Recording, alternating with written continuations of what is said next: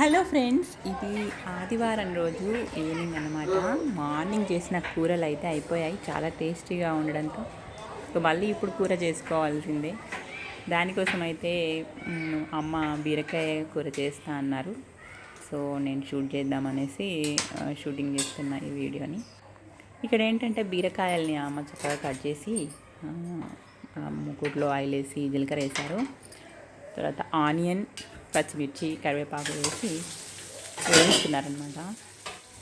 Onion, పచ్చిమిర్చి ఇవి బాగా వేగిన తర్వాత అల్లం వెల్లుల్లి పేస్ట్ అది వేగిన తర్వాత పసుపు వేసి అవి కూడా వేగిన తర్వాత అప్పుడు మనం ముందుగానే చక్కగా కట్ చేసి పెట్టుకున్న ముక్కల్ని వేస్తున్నారనమాట అమ్మ. ముక్కలు చాలా అంటే చక్కగా సమానంగా కట్ చేస్తారు అమ్మ, నీట్గా. సో అలా కట్ చేయడం వల్ల ఏంటంటే కూర ఈవెన్గా అంటే ఒకేసారి సమానంగా ఉడుకుతుంది అనమాట. ఒకటి పెద్దగా ఒకటి చిన్నగా ఉంటే ఒకటి ఉడికిపోతుంది, ఒకటి అలాగే ఉంటుంది. సో అది కరెక్ట్గా ఉండదు. ఇలా కట్ చేసుకోవడం వల్ల ఫ్రైలు అయితే చాలా బాగుంటాయి అన్నమాట, ఈవెన్గా ఉడికిపోతుంటాయి. కూర చాలా కలర్ఫుల్గా ఉంది, అంతేకాకుండా మంచి స్మెల్ కూడా వస్తుందన్నమాట. ఇంకా ఈ బీరకాయ ముక్కలు ఇప్పుడు మగ్గడం స్టార్ట్ అయ్యాయి కదా, ఉప్పు, కారం లాంటివి వేసి కలుపుతున్నారనమాట. ఈ బీరకాయలు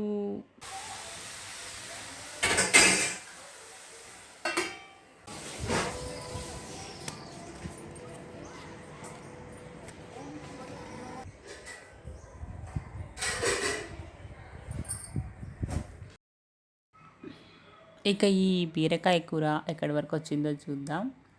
కూర అయితే చక్కగా మగ్గుతుందన్నమాట. ఉప్పు, కారం, మిగిలిన మసాలాలన్నీ కలిపి మగ్గుతున్నాయి. బీరకాయ ముక్కలు ఇంకా కొంచెం మగ్గాలి. సో కాస్త ఉండనిచ్చేస్తే సరిపోతుందనేసి మూత పెట్టేశాను మళ్ళీ.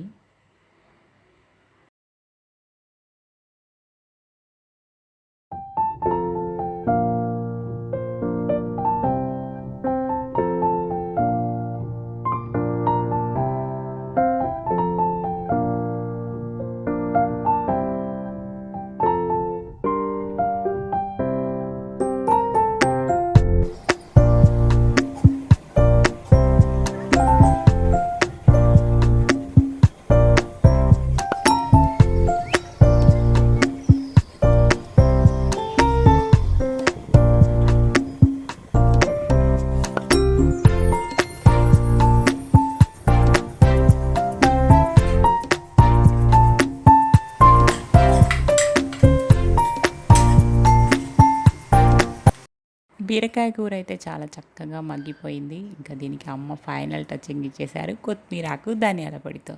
Thank you.